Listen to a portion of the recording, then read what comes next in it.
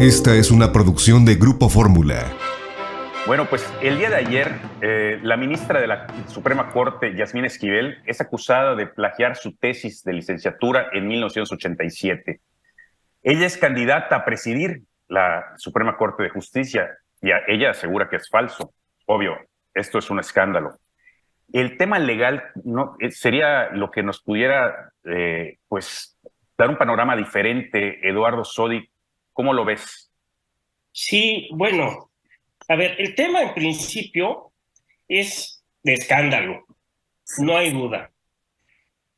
El considerar que uno de nuestros ministros o ministras, como es el caso, haya podido plagiar su tesis profesional, pues obviamente a todos los que habitamos en este país, ciudadanos y extranjeros que podemos, incluso en el extranjero, leer esta noticia y conocerla nos genera de entrada una molestia muy grande y muy grave.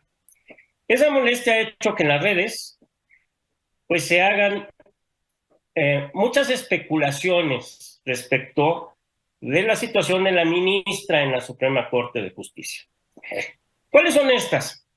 El decir, ya no es licenciada, el decir todos sus actos son nulos, el decir todas sus sentencias no son válidas. Esto no es así. ¿Por qué no es así? A ver, la ministra Yasmín Esquivel Moza presentó todas sus asignaturas de la carrera de licenciada en Derecho y las aprobó. Bueno, eso debe decir su expediente. Y además tuvo una educación de preparatoria, de secundaria y de primaria previamente a esto. La ministra presentó una tesis que en su momento fue aprobada. Ahorita regresamos al punto. Fue aprobada y presentó un examen profesional en el que la cuestionaron sobre su tesis y sobre seguramente otros temas. Esto da lugar a que la UNAM emitiera un título, le otorgara un título. Y después ese título se va a la Secretaría de Educación de Profesiones, Secretaría de Educación Pública, a la Dirección General de Profesiones, que analiza y determina que cumplió con los requisitos para autorizarla a ejercer la carrera de licenciada en Derecho y por tal le emite una cédula profesional. No estamos hablando de alguien que compró su título en Santo Domingo, que se lo imprimieran, y su cédula, de alguien que no fuera licenciada en Derecho. Sí lo es y sí lo ha sido. Sin embargo, los medios para lograrlo son los que se cuestionan, ¿no? O sea, si tengo que hacer una tesis y esta tesis la copié, que al parecer así es, porque de todas las imágenes que nos mandan, no cabe duda, desde mi punto de vista muy personal, que ahí puede haber un plagio, ¿no? De la tesis intitulada Intolerancia de los sindicatos a los trabajadores de confianza, artículo 123, apartado A, que es el mismo título de la tesis de un abogado que se llama Edgar Ulises Báez Gutiérrez. Y si vemos el índice es lo mismo, y si vemos muchos párrafos son lo mismo. A ver, vamos a pensar que fuera un plagio. ¿Qué pasa? Si hubiera un delito por el plagio contemplado en la Ley de Derechos de Autor, en esa época, porque todos estos actos fueron en 1987, entonces no podemos utilizar las leyes actuales para ver si se cometió un delito o no se cometió, castigos. Nos tenemos que ir a 1987, las leyes que regulaban esto. Ahí lo que vamos a observar es que si se cometió un delito, fue en contra del autor de la obra, del autor de la tesis, y solo él tiene o tenía facultad para presentar lo que se llama una querella. Esto fue hace 35 años. Así es que si hubiese llegado a cometer un delito la ministra, estaría prescrito por las leyes que regían al acto en ese momento, por las leyes procesales. El delito de querella estaría prescrito. Es decir, Ahorita no se le podría presentar una querella, porque seguramente determinarían que por tantos años está prescrito. Sin embargo, hablemos de la posición de la ministra que quiere ser presidente de la Suprema Corte de Justicia. Claro. Para ser ministro se requiere gozar de buena reputación. Artículo 95 de la Constitución. Gozar de buena reputación.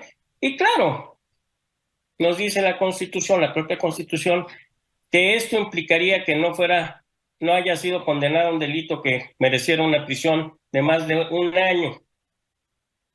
¿Sí? Y especifica algunos delitos. E incluso que en aquellos otros delitos que hubiera podido cometer, que generara una mala fama. ¿Sí? Esto sería un impedimento para haber sido nombrada ministra. Debería de ser. Ahora, en este momento nadie se enteró, nadie lo supo. Sin embargo, si actualmente hay una mala fama a los ojos de la opinión pública, en principio, en mi opinión, la señora ministra debería de excluirse para contender en la presidencia de la Corte.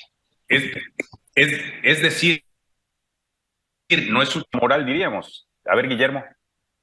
Pues de aquí me saltan 4 puntos. Esto le pasó a Peña Nieto, ¿se recuerdan? Cuando él llegó a la presidencia, también por la Universidad Panamericana se mostraba que había que su tesis era curiosamente, vamos a quitar la mala fe y todo, curiosamente muy parecida a la de alguien que la presentó algunos meses anterior.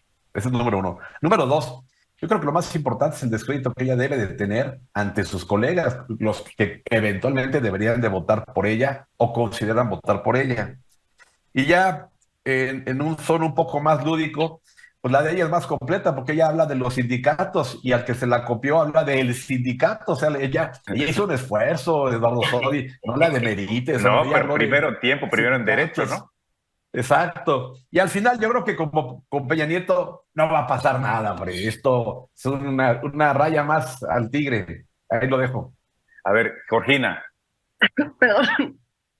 Porque jurídicamente, Eduardo, perdón, jurídicamente, pues no puede decir mala fama, ¿quién la determina, no? Podemos tener nosotros una opinión, etcétera, pero ¿cómo podrías determinar la mala fama de una persona o de un servidor público si además ya prescribió el delito, ¿no? Bueno, mira, es un concepto abstracto, obviamente, pero dentro de lo abstracto, sí, el ser humano puede entender lo que es un acto indebido. Ya olvídate si es criminal, si merece pena de cárcel o no, pero si es un acto indebido. Y un acto indebido, el copiar una tesis, de ser el caso, pues desde luego, pues no se necesita mayor conocimiento para decir, oye, ella plagió su tesis y eso le genera una mala fama a los ojos de los demás, ¿no? Así, sin que haya una definición como tal, un sentimiento abstracto. Y lo que decía Guillermo en cuanto a Peña Nieto, lo de Peña Nieto se establece, se ha manejado un análisis del 28% de párrafos iguales a los de otra tesis, más o menos.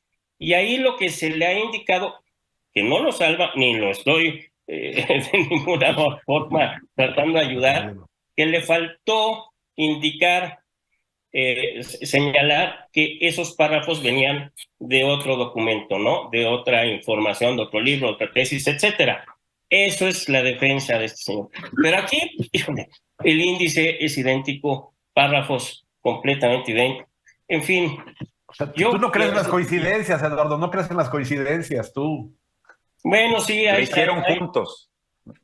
Hay obras musicales que se han dado en diferentes lugares, lo dicen, ¿no? Y casi con el mismo nombre, y son inspiraciones divinas. Son inspiraciones divinas, ¿no? O sea, flota en el aire lo que hizo este licenciado Báez Gutiérrez y la ministra lo captó y lo transcribió. Pudo haber sido, ¿no? Pero sinceramente yo pienso que debe de renunciar a la candidatura a la presidencia. Esta fue una producción de Grupo Fórmula. Encuentra más contenido como este en radioformula.mx.